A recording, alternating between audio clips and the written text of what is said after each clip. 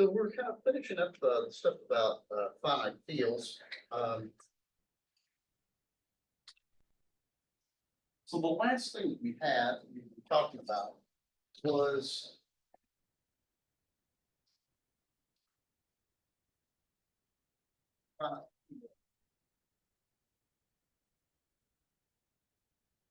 with in elements, if and only F is splitting field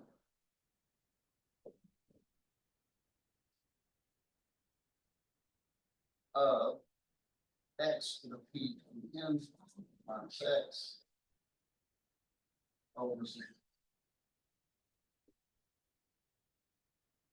I mean, in a certain sense, I probably should say a splitting field, but splitting fields are K isomorphic space, right? So any such splitting field, they're all isomorphic.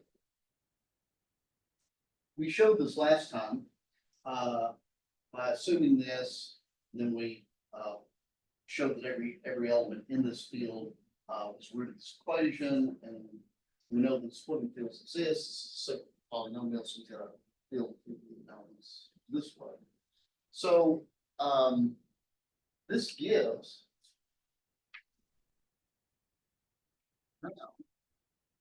how the existence of field over PTN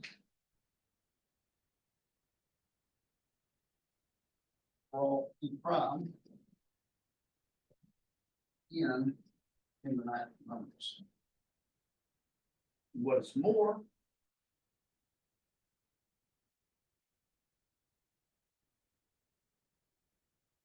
if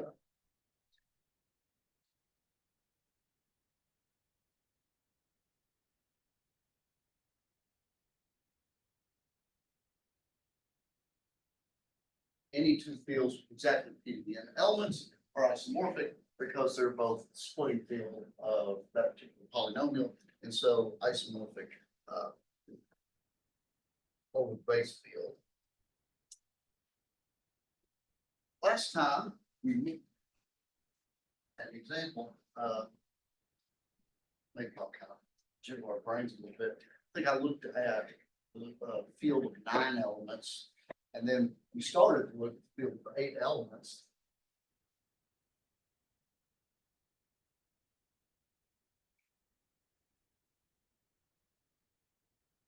So maybe I'll finish this example up.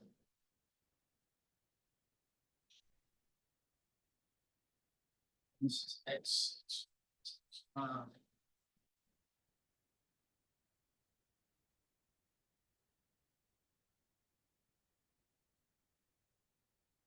Now, if I want to,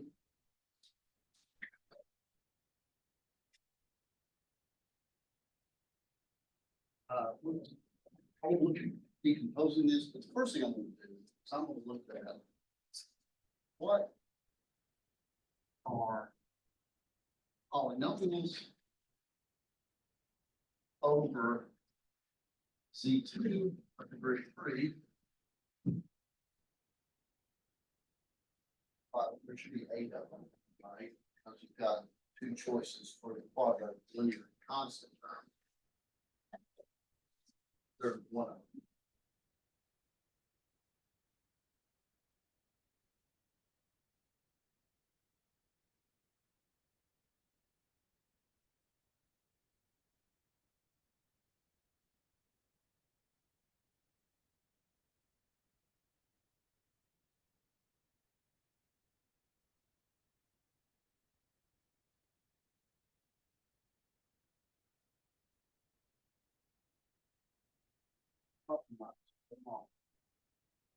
Okay, how many of these are irreducible? Well, that one's certainly not, right? This one, but in fact, let's take all of this at 0 constant term. So certainly these are all reducible. x cubed plus one. The good thing about cubics is you can determine whether they're reducible or not just by seeing if they've got a root. Right? Mod two, this has a root. Right? So this one's not irreducible, it's reducible. This one does not have a root.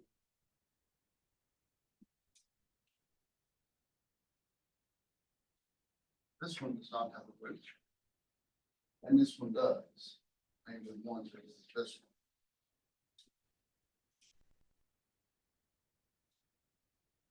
I'll bet you. I've mod two here, so I can do pluses. This is x cubed plus x plus one. X cubed plus x squared. Let's check me. X to 6, x to 5. That's the only way to do it. There's only one way to do an x to 4. That's that way. X cubed once, twice, thrice. So that's 1x cubed. We're still on track. X squared is only one way to do it. There's only one way to do x. There's one. So this product of these is indeed this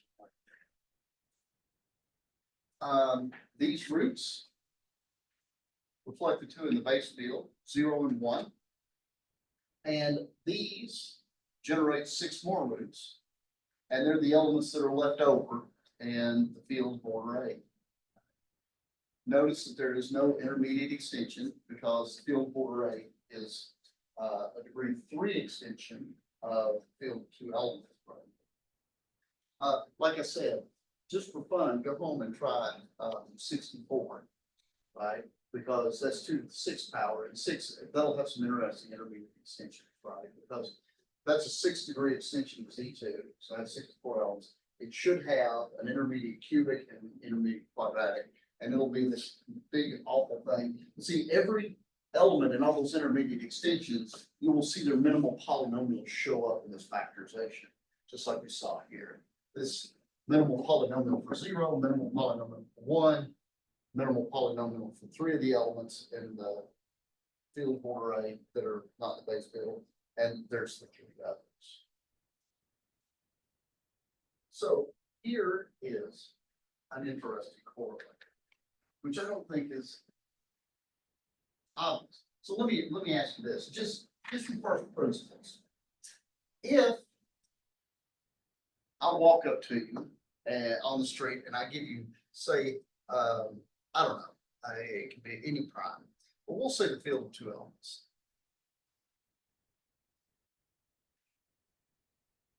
Is it clear, just from first principles, that there's an irreducible polynomial of degree 4 on the field of 2 elements?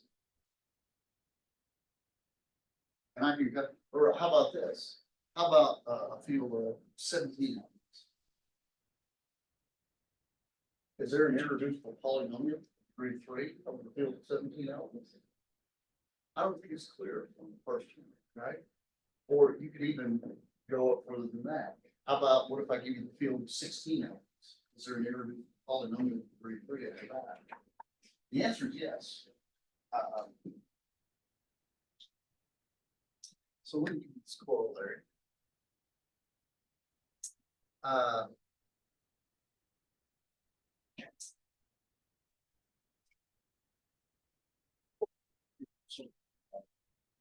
It's 6 and 1. Corollary.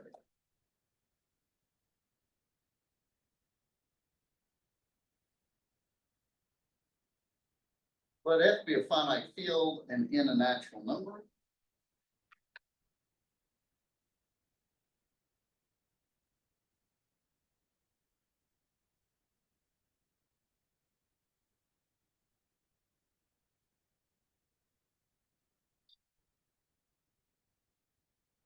Then there exists an irreducible polynomial.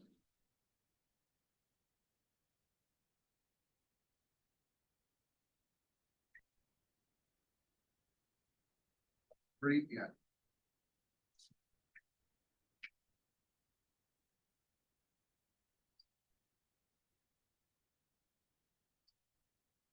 So not just CP, any finite field, any n, there's an irreducible polynomial. Yeah.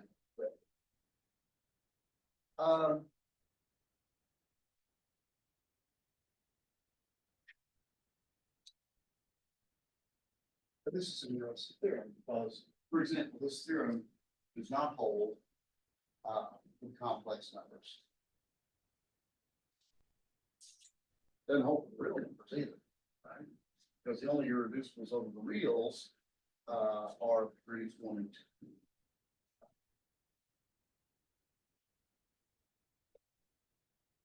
It does hold with the rationals.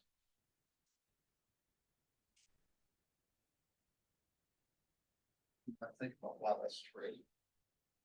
How do we prove this?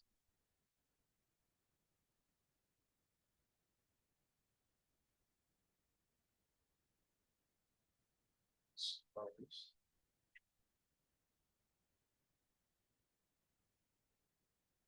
Let's suppose that our finite field is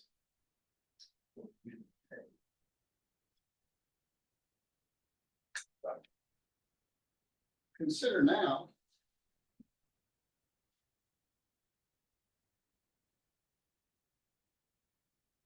prime power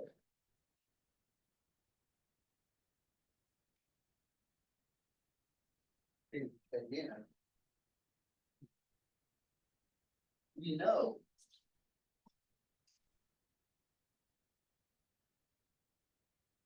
there exists field of order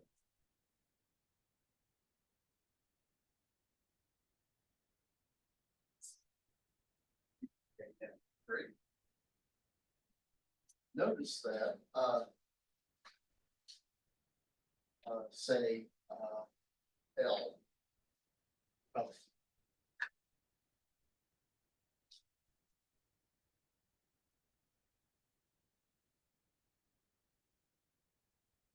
three of L over F.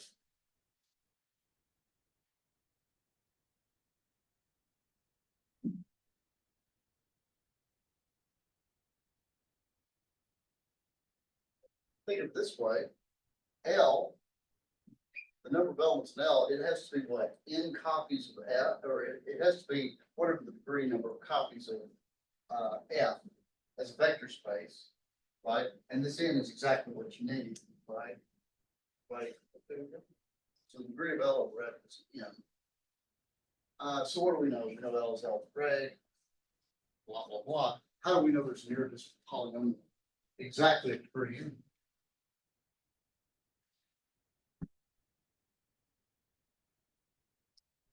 We also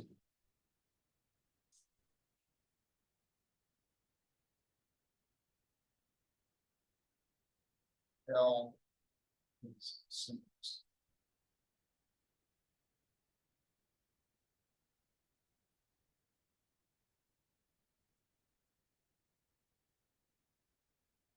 Right, we proved that last time. If you don't remember the proof, here's the deal. L is generated multiplicatively by the generator of cyclic group, right? It's a cyclic group. So whatever that is will suffice. That is, L is equal to F of U. For some, U can be chosen to be the cyclic generator of multiplicative group L. So the degree of L over F is the degree of F of U over F, which is n.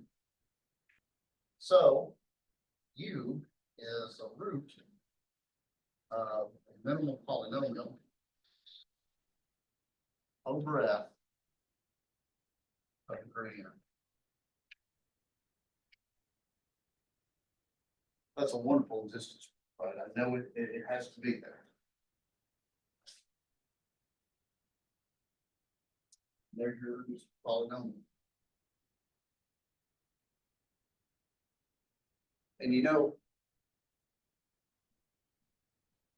when n is 1 and p is 2, that is the closest it comes to failing. because there is exactly 1 degree 2 polynomial over Z2 that is zeros. But after that, as you see, like with the example of field beta, we actually got 2 of them. Okay, any questions?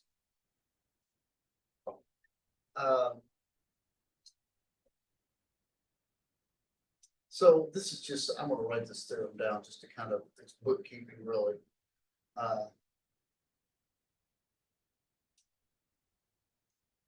This we sort of have, but I'm gonna, this is for your notes, end of the section.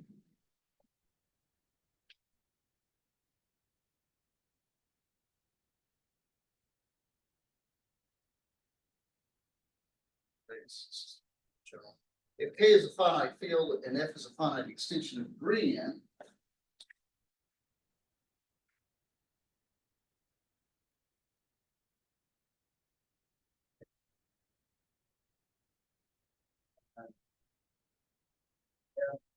is a finite extension of F, or I'm sorry, K, with, let's say degree is n.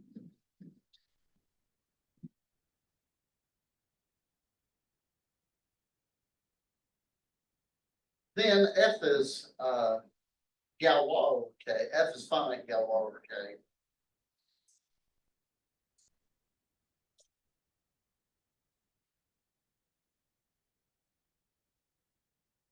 Galois. Okay. And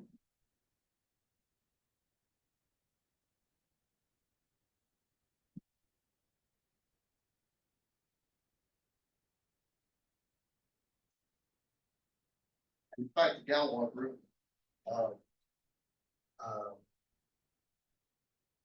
the Galois group of F over K is cyclic order n.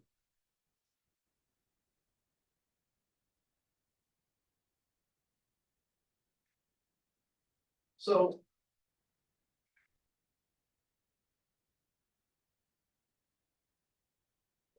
um, there's a couple ways you can do this. You can show that the Galois group is generated by the Frobenius.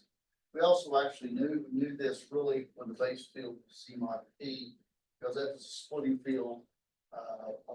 People are separate from polynomial over this, and Galois group is cyclic. It's in subgroups and quotient groups, and cyclic groups. Cyclic doesn't matter what the base field is; it'll still be cyclic or well, whatever the degree of the extension is. Okay, any questions?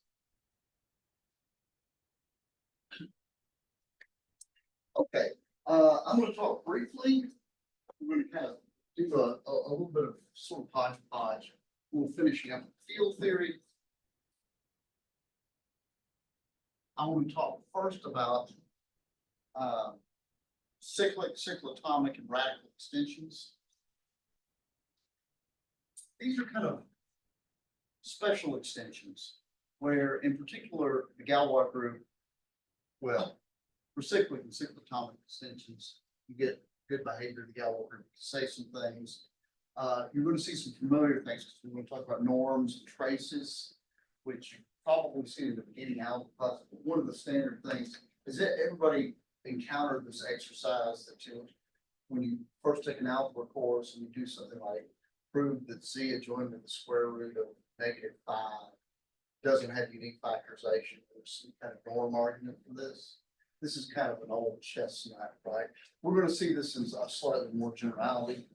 And radical extensions are, of course, connected to solutions. Well, we'll get to that in a moment. Definition.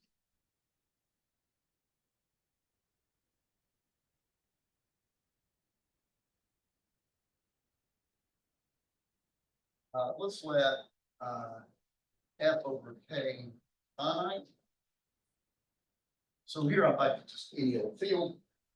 F is a finite extension of K, and K bar, let's say a fixed algebraic closure of K.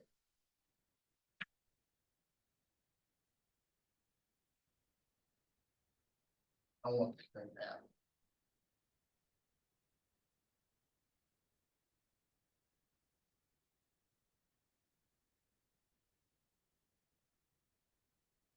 So this kind of puts it on the same playground. K is a field, K is some fixed algebraic closure, and F is some field that shows up between K and its algebraic closure and is also finite over K.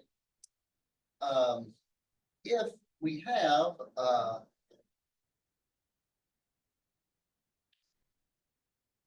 sigma I are the distinct monomorphisms from F and K bar,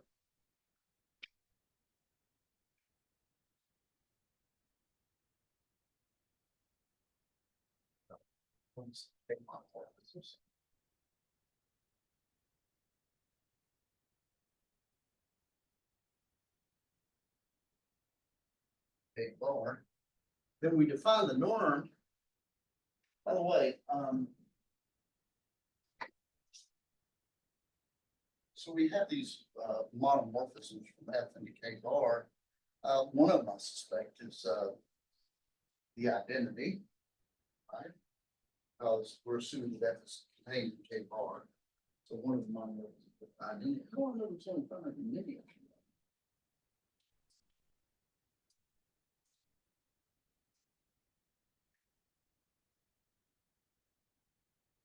Right, I mean, that's the first word that jumps out at me is, okay, look, you're a distinct monomorphism. How do I know that there's only common many?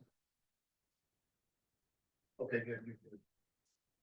I know that F is finite over K. In particular, it's algebraic over K. So F is generated by some finite set over K. Every one of these elements of the set, being algebraic, are roots of some polynomial. They can only go to finite and many other roots, right? And so even if you exhaust all possibilities of all the generators, that's still only finite and many places for it to go. So this makes good wholesome sense that there are finitely many of them. We define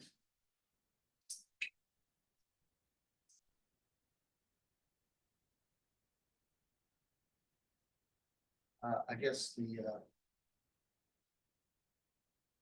norm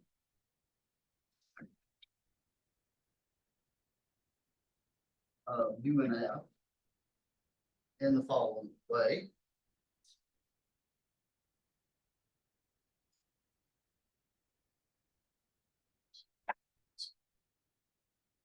Yes, in AU.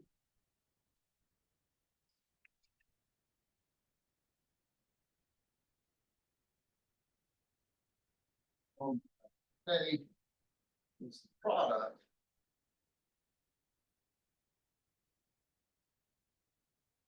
so you just take the product over all these embeddings from F in the algebraic closure K, and the trace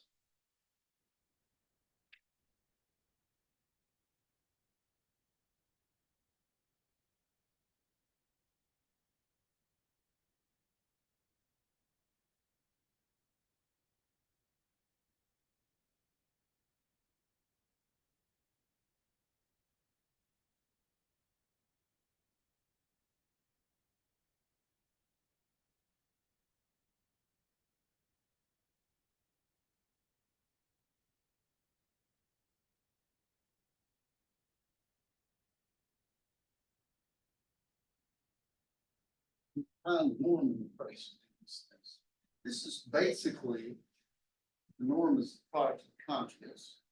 Because in the case, for example, if F is Galois over K, then every embedding into the algebraic closure should take F into F.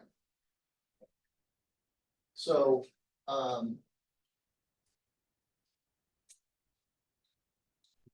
example, I use simple example.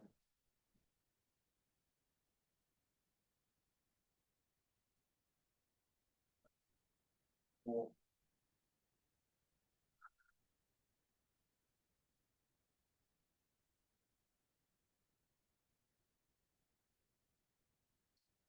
if you take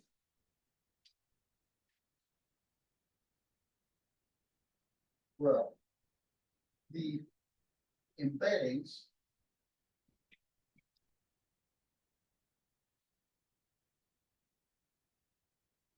there's only two monomorphisms from F into from F into the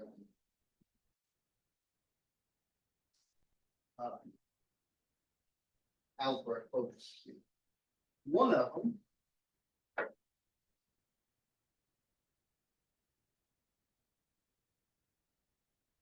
is the identity, and one of them is conjugation, complex conjugation.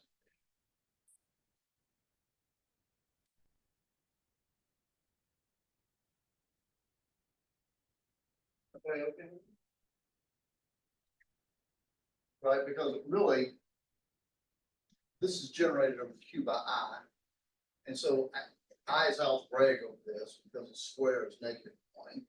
That's just really the part of this one. So the only place that I can go is into itself, giving the identity, or to minus I, the other root. So those are the two things. So if you have, so norm some element, we write it in this form, and I'm suppressing substitute express here.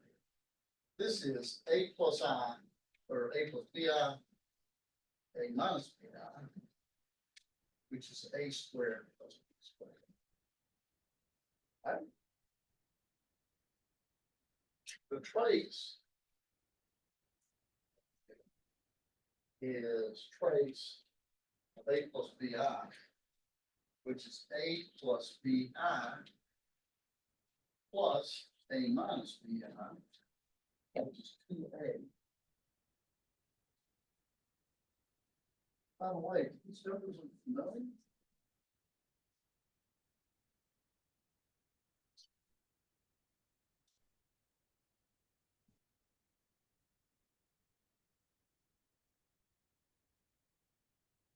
I use my notation A plus BI. If B is not zero, the minimal polynomial should be what?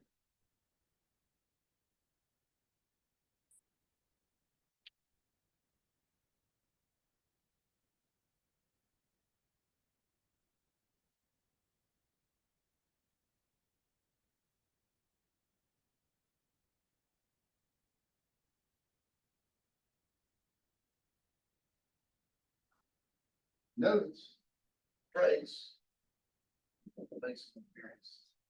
So does norm. In fact, very sort of intuitively, you can think of for an element that's got a separable polynomial, trace is sort of the up to a sign in like in a manner. Yeah. The trace should be the negative of the coefficient of degree in -1 term of the minimum polynomial, and the norm up to a sign should be the constant term. So that's the way this can turn out. Let's do another example.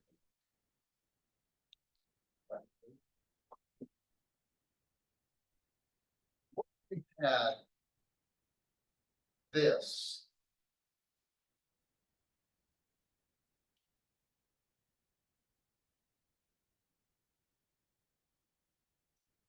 We had K is equal to Q, and F is Q going to Q root 2.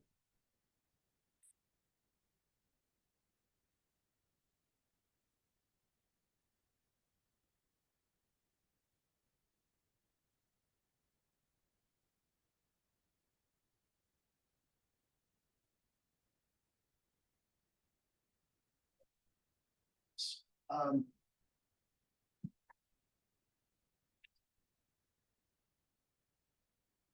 so let's look at embedding Q root 2, the algebraic both.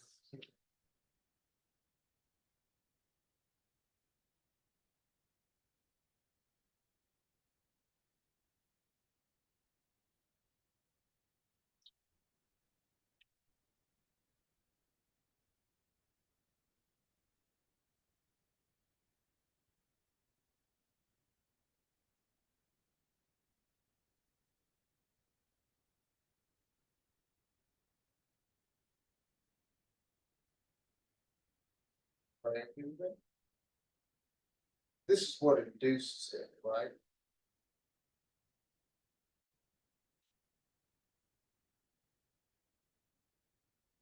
This is really too crap.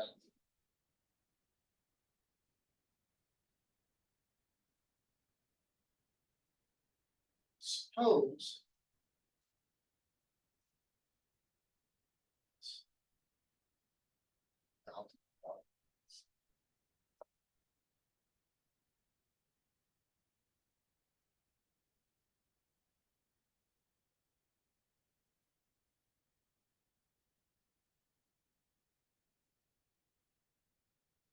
What a typical element of this field looks like.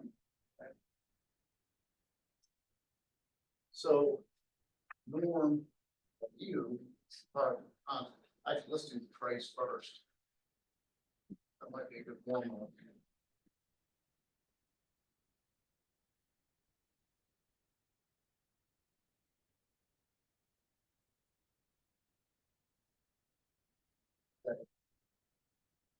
If I apply this sigma one, it takes 2 to the 1/3 to omega 2 to the 1/3. Look at this.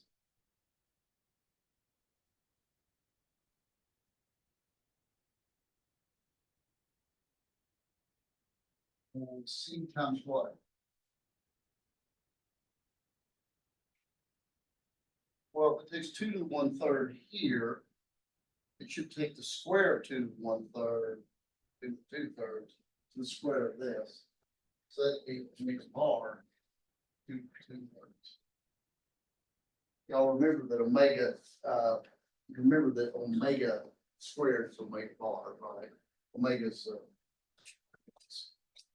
clear.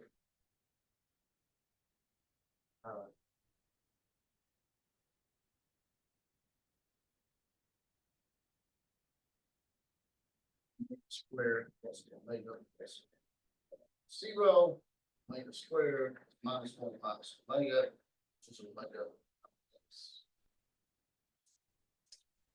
And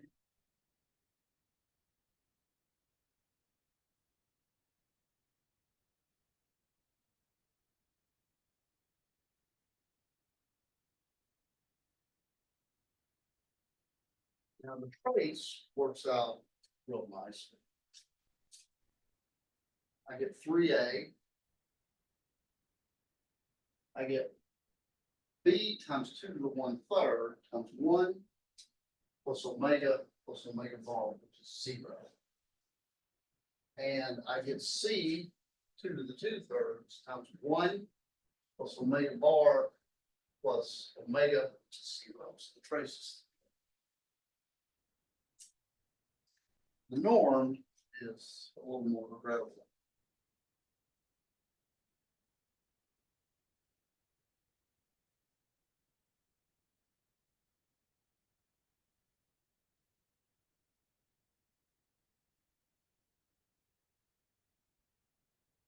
B omega 2 to the 1/3, C omega bar 2 to the 1/3, A plus B omega bar 2 to the 1/3 plus C omega 2 to the 2/3.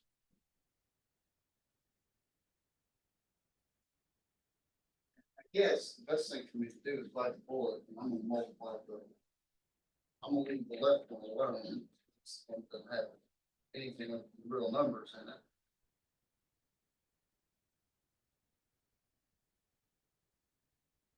A squared. Now we get these terms here. Well, actually, I'll go through and get all kind of the squares. Well, A squared, when I multiply these two together, I get B squared omega bar, and omega bar is 1. So this is B squared times 2 to the 2/3.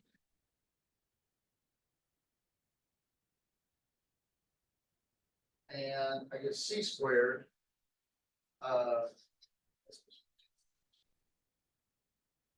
get C squared 2 to the 4/3.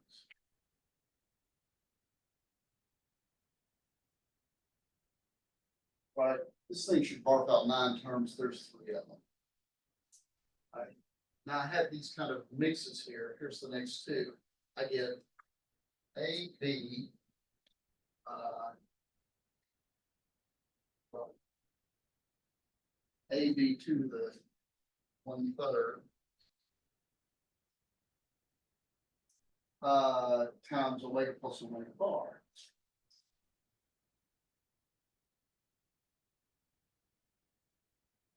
I get AC to the 2/3.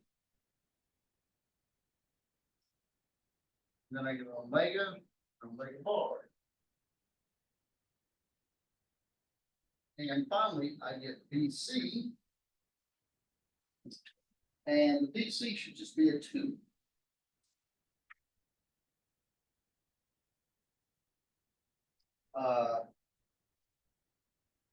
Right.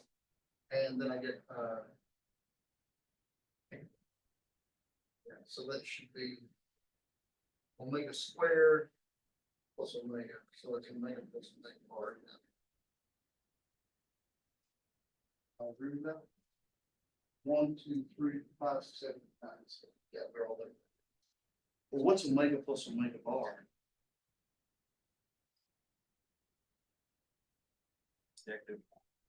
Yeah, that's what it looks like to me.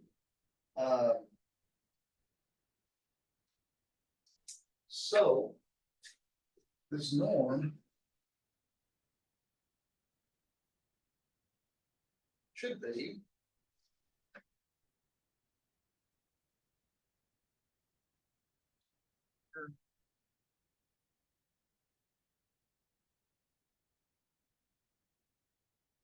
squared plus b squared to the 2/3 plus c squared to the 4/3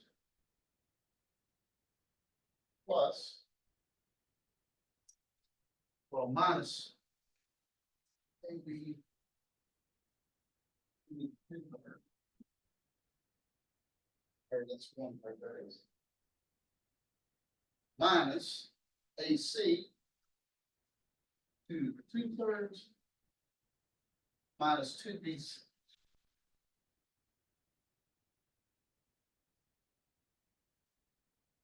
There we go. All the classes check. Let's see what happens here. I'm gonna have AQ plus AB squared to the 2/3 plus AC squared to the 4/3 minus A squared B to the 1/3 minus A squared C to the 2/3 minus 2ABC. Now I'm gonna hit this B 2/3. I'm gonna have B cubed times 2.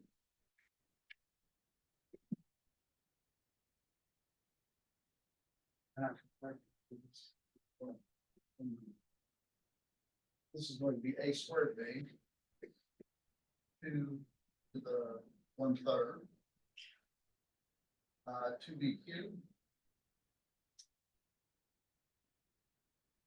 plus bc squared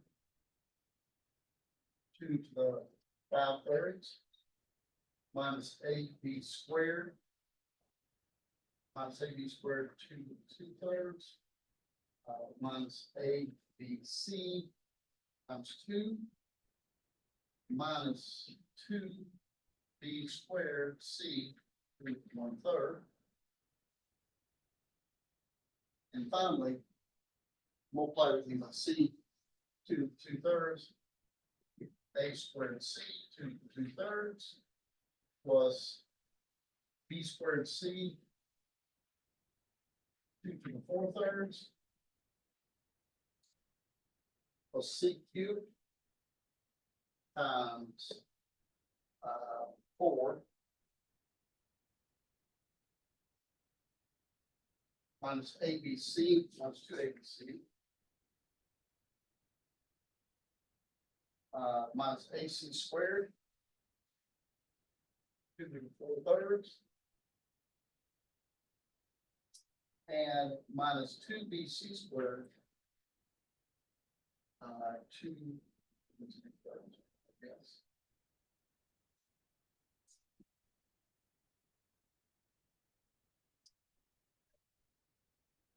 Let's see if I'll do it right. Here comes a little business. This is a cube. Gotcha. AB squared to the 2/3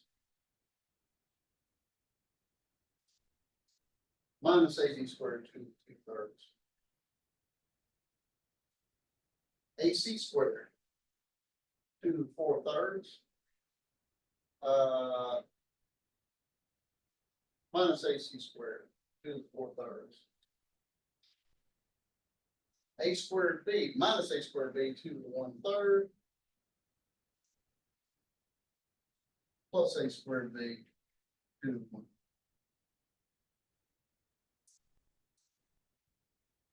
Minus A squared C to the 2/3.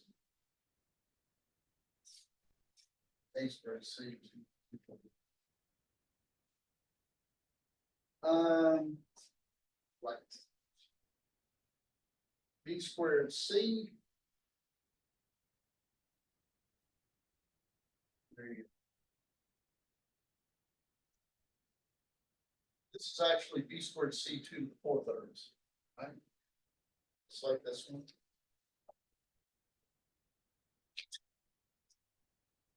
BC squared, that will be 2 to the 5/3.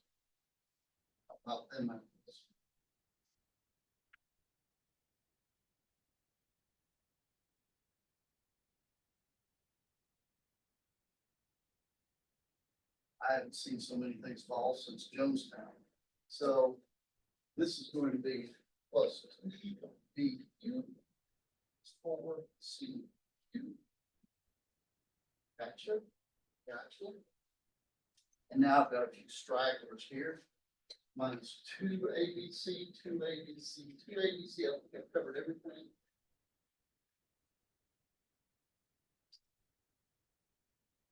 We're going to prove that work. Nobody wants to do this all the time, right? But look what happened. We actually came out with a rational number. All the garbage with the omegas disappeared. All the garbage with the fractional powers of 2 disappeared, right? And we're going to see why this is true presently. Okay. Any questions on that? Notice there is something that's different about this example before I go off too much. What's different about this in the first example is what we looked at the norm and the A plus BI times A minus BI, they both lived in QI, right? Notice what happens with the norm here is most of the terms here, this first term is in my field here, right? But this one is not in the field. And this one isn't either. But when I multiply them together, not only are they in the original field, they're in the base field. They're all the way down. Okay.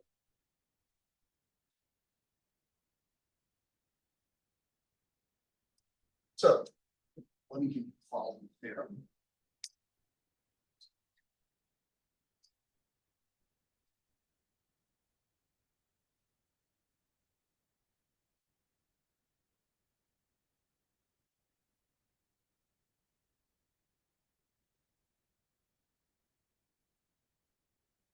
It's 2. Let's see, bring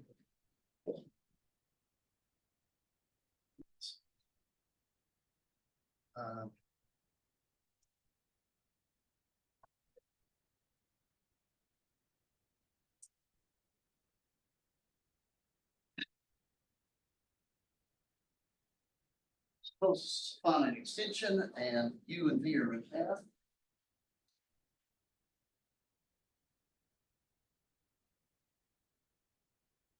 So number one, the norm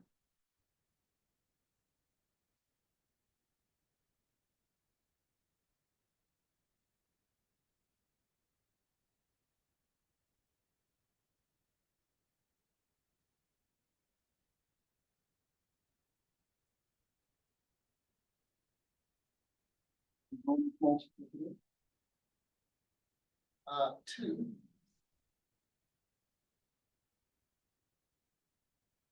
If you in fact see A, then the norm of U is equal to, I forgot.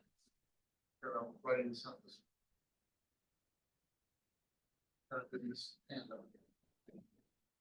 The trace, the trace is to addition what the norm is to multiplication.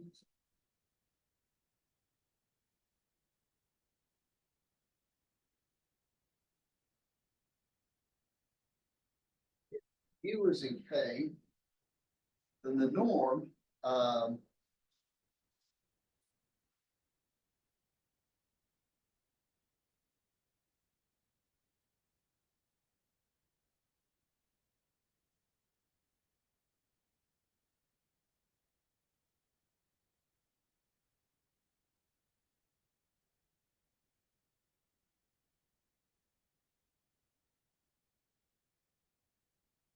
by the way, you can see it back here, even in this example, right? In this example, you look back, I think the trace was 3A, and the degree of the extension was 3. And what does it mean for my original element? My original element was A plus B times 2 to the 1/3 times C times 2 to the 2/3. What does it mean for you to be in the base field? It means B and C are 0. And notice if B and C are 0, this thing collapses to A cubed. That's predicted.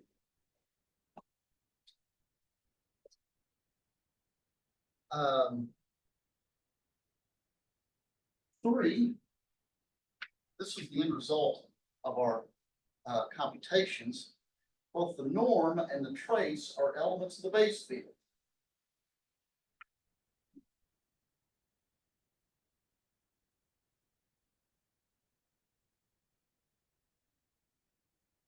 And in fact, I can be more specific in the following. The norm is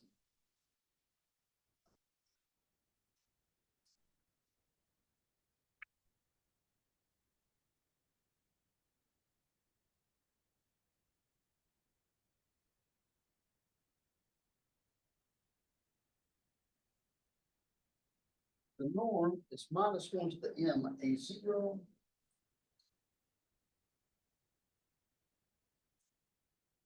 times, well, this all should be to the F.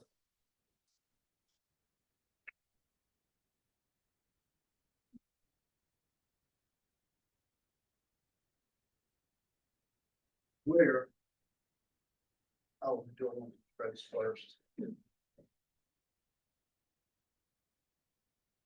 And the trace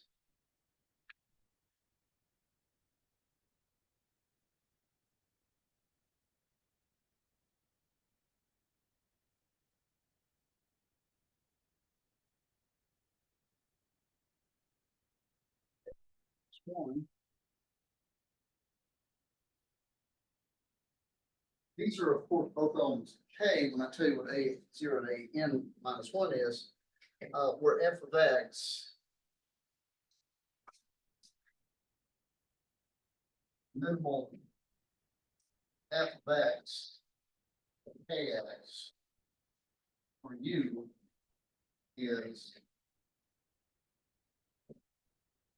X to the N plus A and plus 1, C minus 1 plus A and X. So in other words, the norm comes up being very close to being the constant term of your minimal polynomial, and the trace is the sum. So here's the last thing for today, just to finish up this theorem, and we'll talk about walls the next time.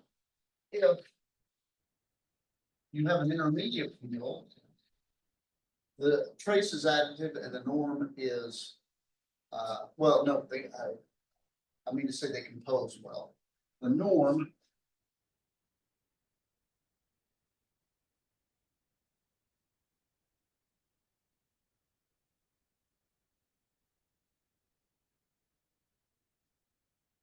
uh, equals norm. And the price.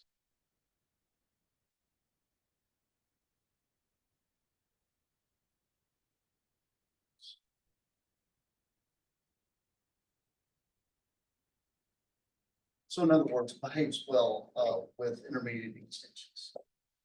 Okay, that's enough today. We'll talk about this further on Wednesday. Any questions?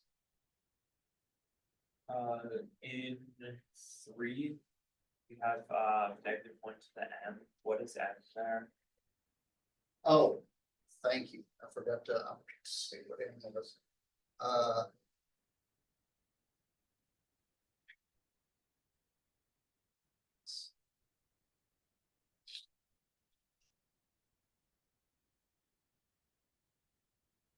It's just a typo, I guess. This should be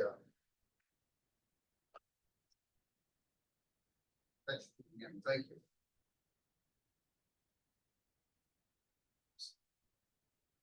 Okay, other questions? Well, we will see you folks.